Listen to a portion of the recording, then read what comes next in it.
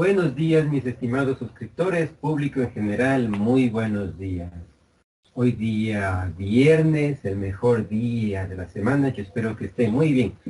Y continuando con esta serie de contenidos respecto a los estilos parentales de crianza, hoy nos toca ver el estilo permisivo. Como habíamos dado algunas características de una introducción, algunas características principales de este tipo de estilo, ellas están cargados en nuestro canal y les animo a revisarlos en los famosos shorts.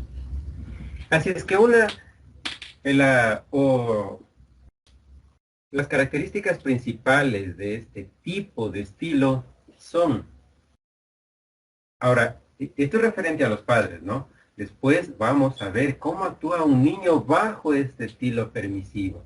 De toda la bibliografía que hemos consultado, también sumado un poco de experiencia profesional, hemos resumido en estas.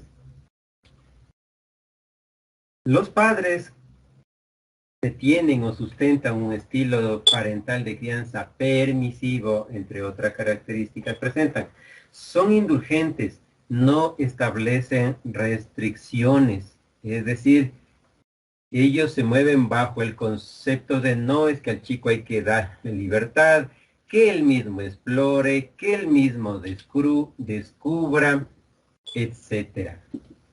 Este concepto ahora en la actualidad está muy de moda, la libertad al descubrimiento del niño. En cierto punto está muy bien, pero por supuesto que está bien.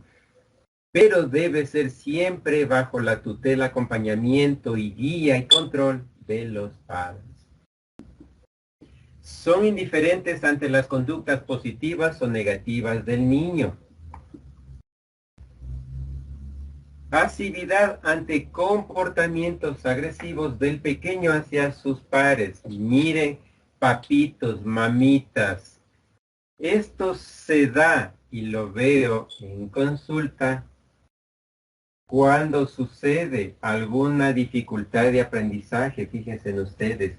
Ejemplo, miren, llaman los padres de familia por una agresión del niño agresivo hacia otro niño, hacia su par.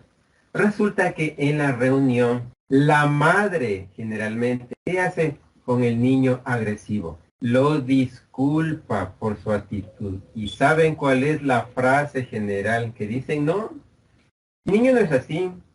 En mi casa nunca es así. Usted está equivocado. Pero cuando ante las denuncias de la mayoría del curso de los niños a través de sus padres de familia, sustentan que no, que el niño es agresivo. La mamita se cierra que no, que hay un malentendido, que su niño no es así. Fíjense ustedes. Solapan su comportamiento, entonces son indiferentes ante las conductas agresivas. Y ya vamos a ver cómo se comporta en el proceso de desarrollo hasta llegar a la adultez un niño con estas características bajo este estilo de crianza permisivo, ¿sí? Ahí podemos entender, ay, la violencia, y ve cómo ese esposo le ha medio matado a la esposa, ve cómo les castiga a los niños, ay, qué pena. Por acá nace, señores. Por acá empieza. Miren, pasividad ante comportamientos agresivos. No existen reglas claras. Fíjense en ustedes que hasta en el reino animal hay reglas.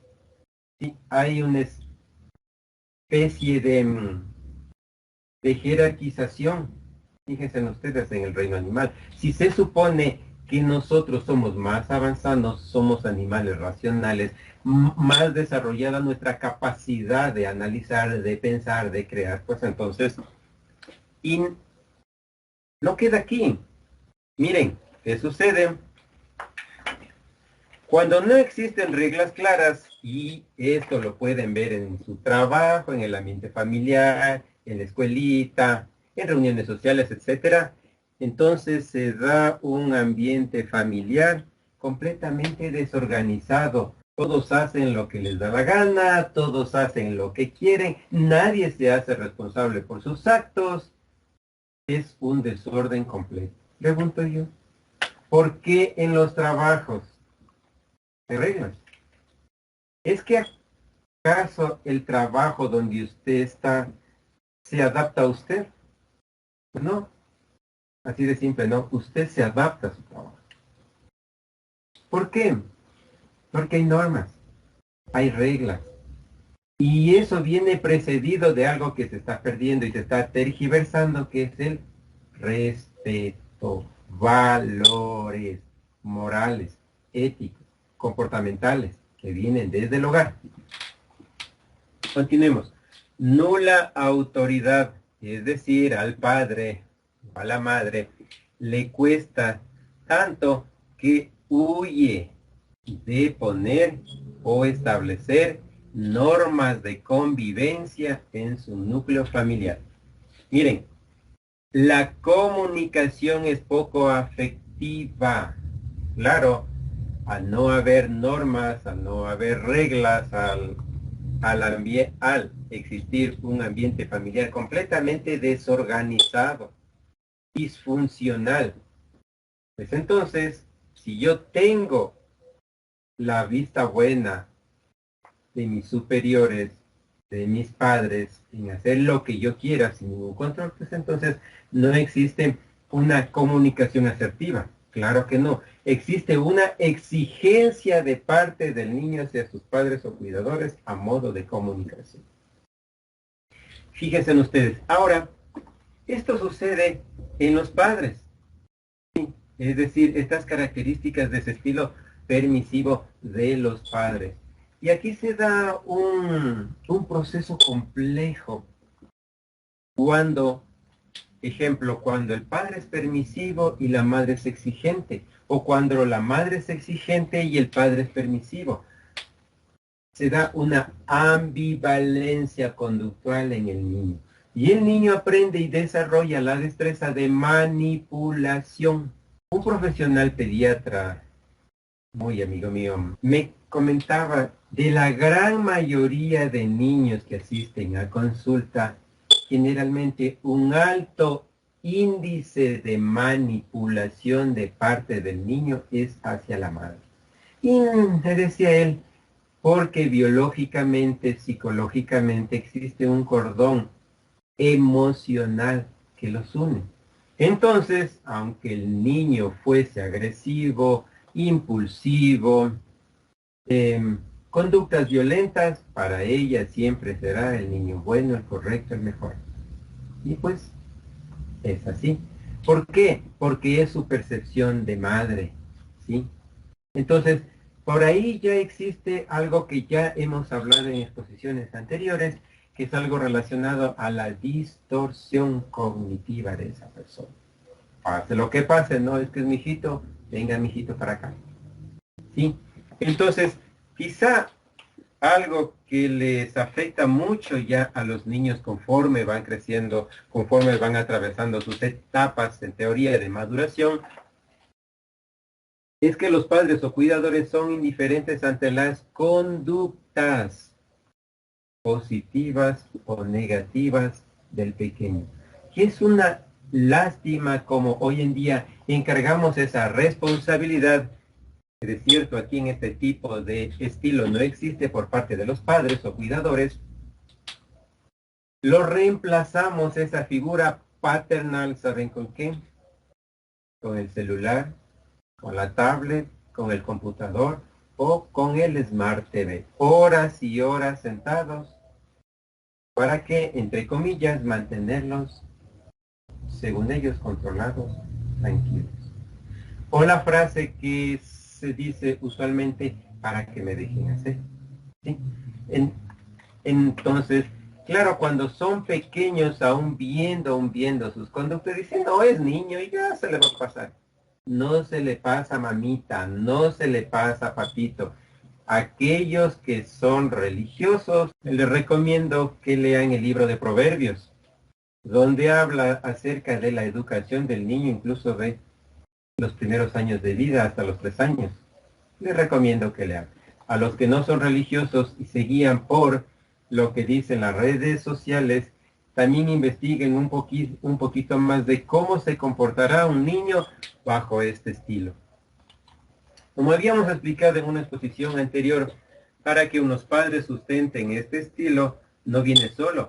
Quiere decir que tras de ello traen un sinnúmero de cargas, creencias, ideologías, costumbres, tipos de apegos, estilos de crianza, etcétera, que les hace sustentar este tipo de estilo. Es la típica frase: como yo no tuve, pues entonces que el niño tenga. Como yo viví así, pues entonces el niño que no viva así. Pero no nos damos cuenta del grave error que le estamos infligiendo al pequeño. Avanzando un poquito, otra característica principal es la pasividad ante comportamientos agresivos. ¿Dónde creen que aparecen los micromachismos? ¿Dónde creen que aparecen los microfeminismos? Porque si hablamos de machismos, también debemos de hablar de feminismos. Por supuesto. ¿De dónde? Aquí. ¿Por qué?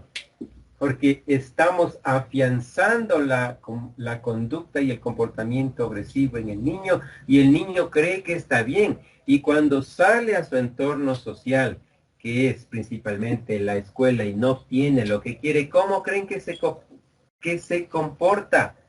Agresivo, impulsivo, violento, pega, quita, roba, coge, etcétera.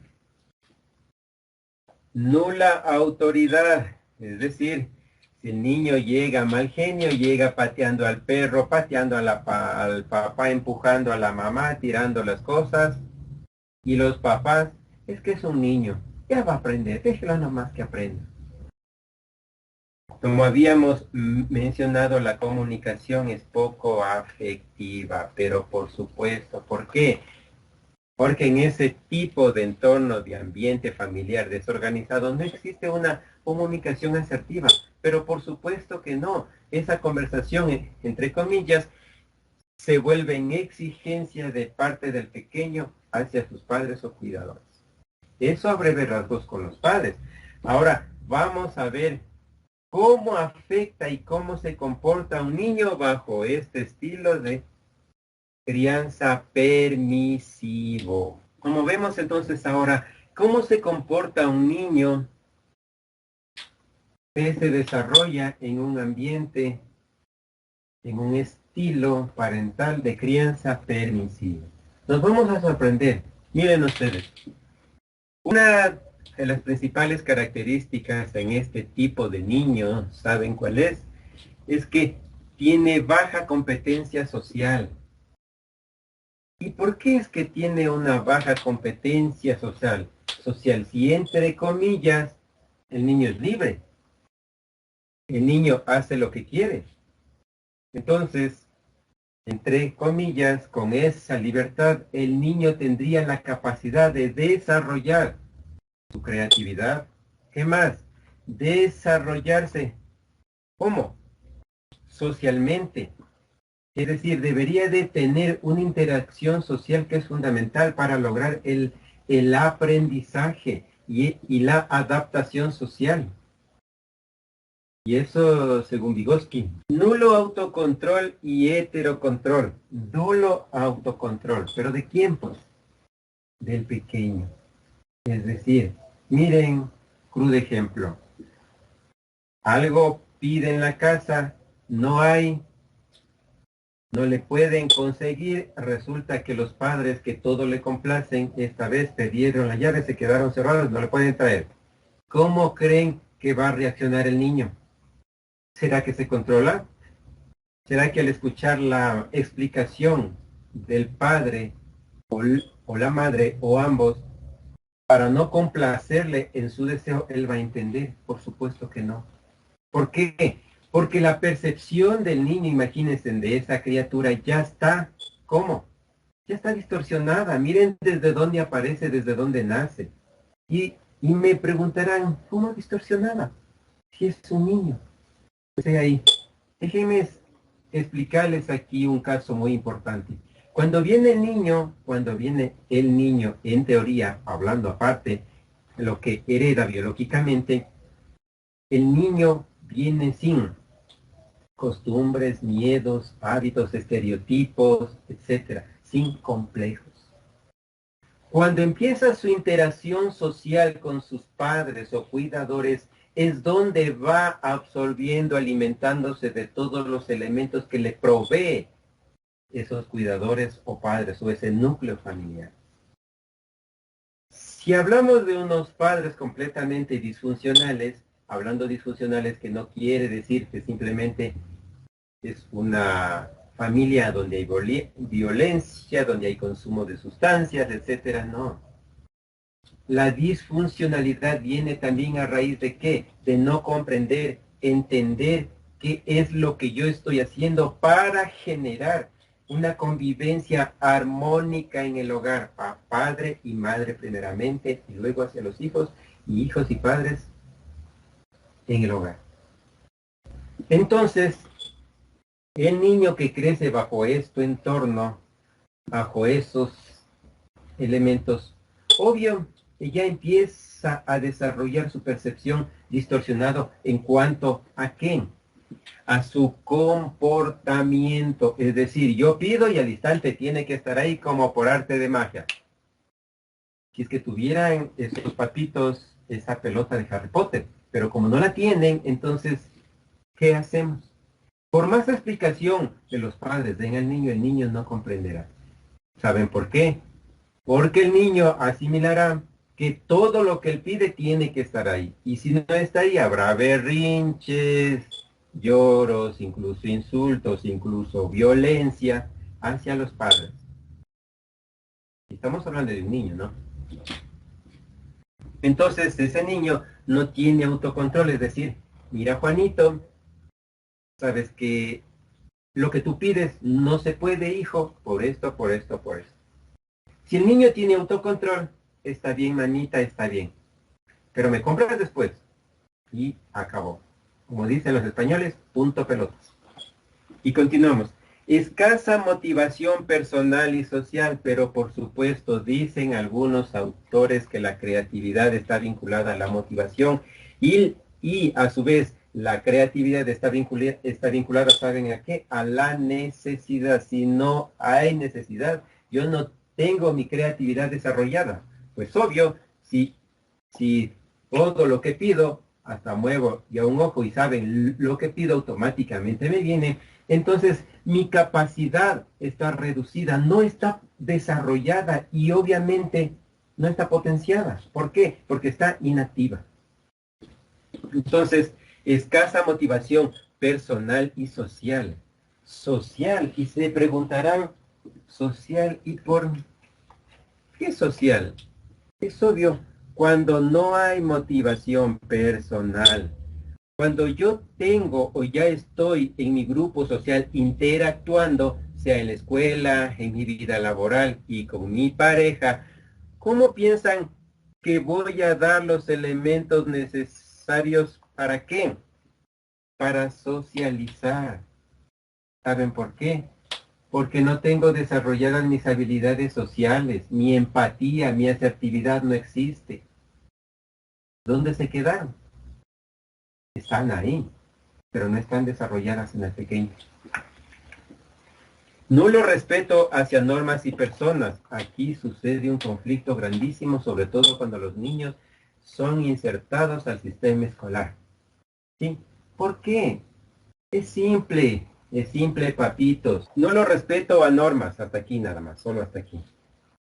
Si el pequeño no sabe qué es una norma, si no sabe interiorizar esa norma, ese pedido, esa orden de parte de sus mayores, ¿cómo creen ustedes que se va a desenvolver ya en su entorno escolar? Ahí es que se produce un complejo proceso de ¿qué? De conflicto de autoridad a todo nivel. Así es. Si no hay respeto, si en la casa, como habíamos visto en la condición de los padres, es un hogar completamente desorganizado, no hay respeto mínimo ante nada ni ante nadie, ¿Cómo piensan ustedes que el niño va a aplicar este respeto hacia las personas? Si nunca le enseñaron, si ni siquiera él sabe el respeto hacia él mismo. Son llamados a diarios a los departamentos desde las instituciones educativas y cuando no, pues son direccionados a establecimientos particulares psicopedagógicos para su posterior evaluación. Y generalmente, ¿de dónde vienen? ¿De dónde vienen esos papitos? De acá, de acá.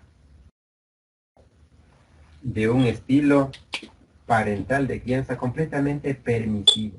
Es que a veces, papitos, mamitas, tergiversamos. Ah, es que no hay que tocarle al niño, pobrecito, se va a traumar. El trauma le estás creando tú bajo este estilo. Miren un caso sorprendente, realmente sorprendente, está en las redes sociales, documentado en libros, sobre la condena a un adolescente. Y este adolescente en una entrevista con la psicóloga dice, pero ¿por qué me echan la culpa solo a mí? ¿Por qué me quieren condenar solo a mí? ¿Por qué no le condenan también a mis padres? Sobre todo a mi mamá. Solo pregunto, ¿acaso este adolescente no tiene razón ahí? Que se debería condenar también a los que permitieron esas conductas y comportamientos en el pequeño. Para pensar. Avancemos. Baja autoestima, señores, baja autoestima. ¿Cómo se crea la autoestima? ¿Saben cómo? Teniendo seguridad propia. ¿Cómo se crea esa seguridad propia? Teniendo confianza en mí mismo. ¿Cómo se crea esa confianza en mí mismo? Cuando yo tengo a mis padres o cuidadores que me guían, me enseñan, me educan, no me dan haciendo, me enseñan, a ver, hijito, esto se hace así, lo coges así, lo aprietas, lo coges, lo haces así, y así el resto descubre él. Me guían, no les hago. Hay un refrán muy sabio japonés que es de conocimiento popular que dice, si alguien te pide pan, no le des pan, lo estás condenando a la pobreza. Enséñale a hacer pan y él sabrá hacer y se buscará los ingredientes y hará su pan. Entonces a tus hijos no les des haciendo su trabajo, enséñale a hacer el trabajo. Por estadísticas, en tiempos de pandemia, la educación fue tan pésima, con vacíos del tamaño de un elefante. Pero miren, no fue el problema docente, como les quiere echar la culpa a los docentes. La gran responsabilidad aquí recae sobre los padres. Por eso la corresponsabilidad está de educación y padre. Avancemos. Carente de identidad propia, es decir, moda social pasajera que aparece, moda social que es tomada e interiorizada aún por el pequeño. Miren que estamos hablando de niños en etapa escolar, ni siquiera entrando a adolescentes. Eso genera cuando no hay identidad propia. No existe. Simplemente está a la moda de turno, a lo que viene, a lo que escucha, a lo que ve. Ah, es que vi que mi compañero tenía una camiseta así, asado, cocinado. Es que yo quiero así. ¿Por qué? ¿De dónde? ¿Cómo? Ya vamos entendiendo, ¿verdad? Ya vamos entendiendo. Ah, ahora entiendo por qué mi hijo se comporta así. ¿Por qué actúa así? ¿Por qué es violento? ¿Por qué es impulsivo? ¿Y por qué en clase? Porque en clase pega, quita, destruye, no respeta la autoridad. Inestabilidad emocional, por supuesto, son chicos que tienden siempre a ¿qué? A la frustración. ¿Por qué, papitos? ¿Por qué, mamitas? Porque el niño en casa está acostumbrado a que un gesto ya tiene lo que desea. Cuando sale a relacionarse e intentar adaptarse a su entorno social próximo, que en este caso es la escuelita, ¿qué sucede? El mundo de afuera no es así. El mundo de afuera no es que yo pido y enseguida me viene. No funciona así. Y entonces ahí viene esa carga emocional de frustración. Y cuando viene esa carga de frustración emocional, ¿saben qué sucede? Viene un proceso de reprimir sus emociones y sentimientos. no es que se queda ahí, no es que se queda ahí, simplemente se va almacenando, es una bomba de tiempo. ¿De dónde creen ustedes que aparecen niños con rasgos violentos, de hacer daño, de lastimar e incluso de autolastimarse? ¿De dónde creen? De aquí. Son inestables emocionalmente. Y hablando, miren, hasta aquí vamos solo de niños en etapa escolar. Un autoconcepto negativo. Como no tengo lo que quiero, como no tengo lo que necesito, que en teoría del pequeño es imprescindible para su vida, entonces, ¿qué sucede? Claro, obviamente vinculada a la frustración, no sirvo para nada, nunca me salen bien las cosas, etc. Y ahora, hablemos un poquito del adolescente. ¿Cómo se comportará el adolescente? Fíjense ustedes, el adolescente presenta las mismas características, pero reforzadas, reafirmadas. Ya en adolescentes, si de pequeño las exteriorizaba en su entorno familiar, ya en su entorno social próximo, el adolescente ya las exterioriza, las modifica. Fíjense ustedes, y así actúa. Aquí es cuando se escucha, ¿no? Esta famosa etapa de la edad del burro. Y yo no concuerdo aquí con muchos profesionales que dicen que no me soy, ya se le va a pasar. Todo adolescente presenta ese conflicto. Por supuesto que sí. Es un cambio brusco, tanto biológico como psicológico, emocional. Muy de acuerdo. ¿Pero qué?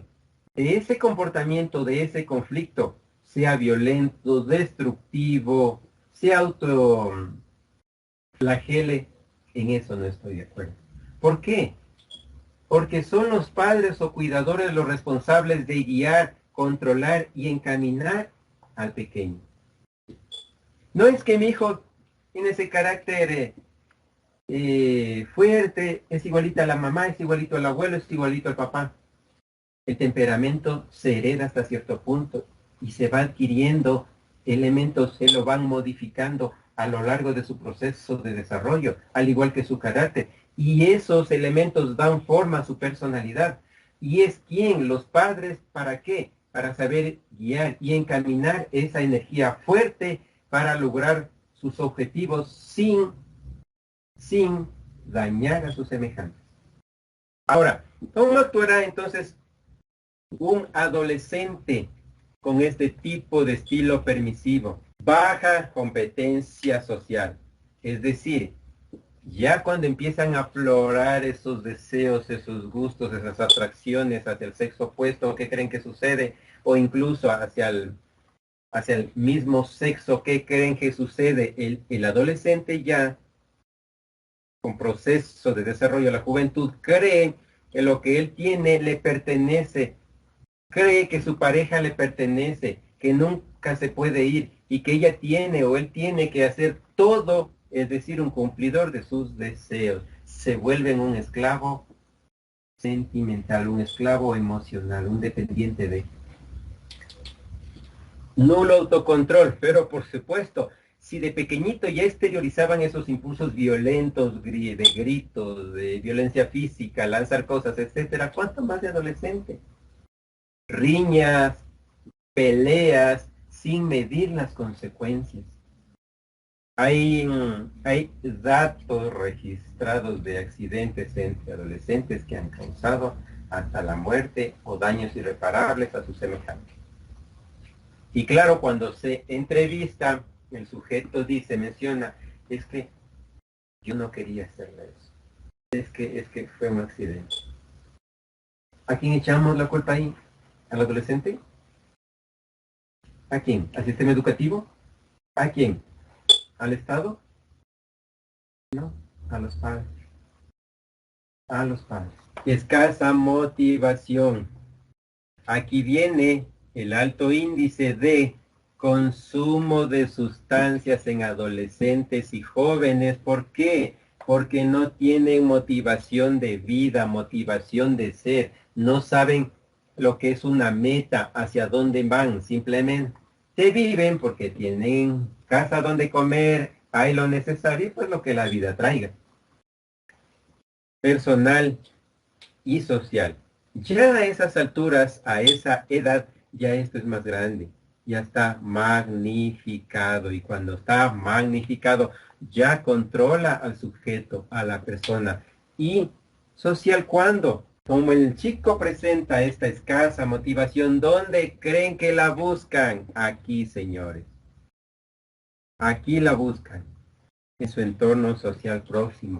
¿Por qué? Aquí viene o la típica frase: es que mis amigos me entienden, es que mi grupo me entiende, es que mi mejor amigo o mi mejor amiga me entienden, es que mi pareja me entiende. Si de pequeñito nunca existió ni sabe el niño interiorizar qué es el respeto hacia sí mismo, y imagínense de adolescente, si vivió toda esa vida de conflictos en su etapa escolar, ya de adolescente, imagínense ustedes, es un potencial candidato, ¿saben a qué? A formar conductas disociales, asociales, a formar grupos y conductas delictivas.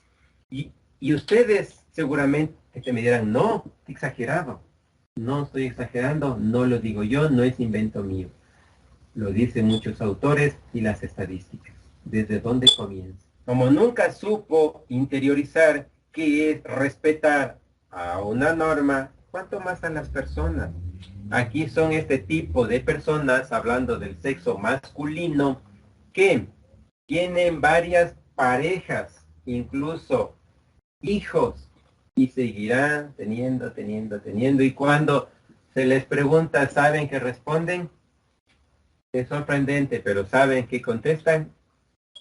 Sí, es que lo que pasa es que no me entendía, pero con esta persona sí. Ya voy a madurar, voy a sentar cabeza. Completamente errado. No lo respeto hacia las normas. Sí, es que aquí es sencillo entender. Si él mismo nunca aprendió a respetarse, ¿cómo creen, piensan ustedes, va a sentir un mímico empático hacia la otra persona que le genere respeto? No se puede, pues. Es nulo, imposible. Baja autoestima, y así crece. Una persona con baja autoestima, ya adolescente joven, es un candidato, es un caldo de cultivo para generar en esa persona una personalidad fanática. Ya habíamos explicado en videos anteriores qué es ser fanático. Fanático, vamos a recordar, es aquella persona que no procesa el estímulo. Lo que percibe, no lo procesa, simplemente actúa. Es un fanático. A esa edad ya podemos ver esto. Esto, señores. ¿Qué vemos ahí? Carencia de identidad. Ya en la adolescencia, en la juventud, ya se muestra. Se ven rasgos más fuertes de este tipo de situación en que la persona carece de identidad propia. Él simplemente embarca la ola social del momento. ¿Con tal de qué? De ser adaptado, de ser aceptado. Y obviamente, inestabilidad emocional. Si desde pequeñito ya presentaba esa inestabilidad, nunca tuvo una guía, nunca tuvo una ayuda de esas imágenes idealizadas que son los padres, ¿cómo piensan que se va a comportar ya un adolescente? Y hablemos un joven. ¿Cómo creen que se va a comportar? Inestable, en todo sentido inestable. Hoy sí, es que te quiero mucho, te amo mucho, mañana. No, ya no te quiero, es que me damos cuenta que no, que somos incompatibles. Es que el problema soy yo, así que tú tranquilo. Ya de joven. ¿Cuánto más de adulto? Y nulo autoconcepto, su valor como persona, su criterio como persona, como yo, como ser humano, nulo. Completamente negativo. Y de ahí viene, es un perfecto calvo de cultivo para estos grupos u organizaciones delictivas. ¿Cuánta responsabilidad hay entonces en nuestras manos para guiar a nuestros hijos? Esperamos ser de mucha ayuda compartiendo este conocimiento para hacer y mejorar nosotros primero como personas y después nuestro entorno. Muchísimas gracias por vuestra atención.